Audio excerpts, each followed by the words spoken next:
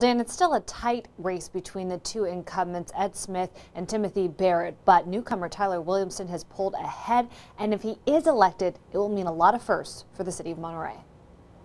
Voters clearly resonated with Tyler Williamson's message of moving Monterey forward.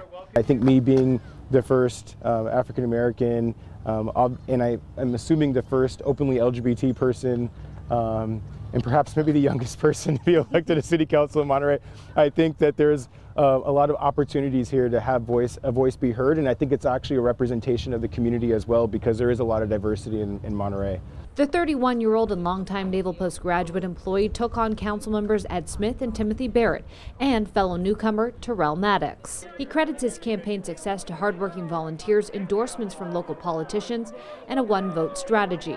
Yeah, going up against incumbents is never easy, and receiving a lot of support from folks in the community, and the whole message that came out about voting once, that came out to be a really big thing and kind of public, and I think that might have helped in a lot of ways. Voters were able to pick two candidates, but only selecting one may have helped Williamson consolidate votes.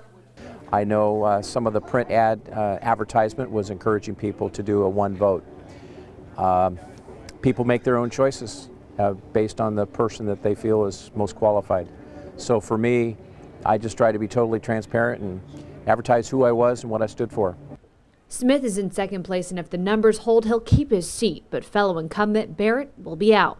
I think the change out in the city council with one new person and an incumbent being voted off, I don't think the community will see much of a difference in terms of our operations and our commitment to deliver the services and take care of everything that we do take care of in the city of Monterey.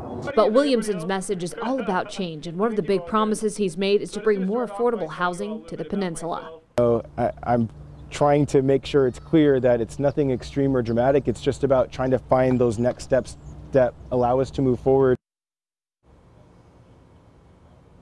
There's still only 47% of the vote that's been counted. Ed Smith currently has 29.9% of the vote. Timothy Barrett has 28%. So those are the two that we're going to be looking at to see where that second place ends up. Reporting live in Monterey, Caitlin Conrad, KSBW Action News 8.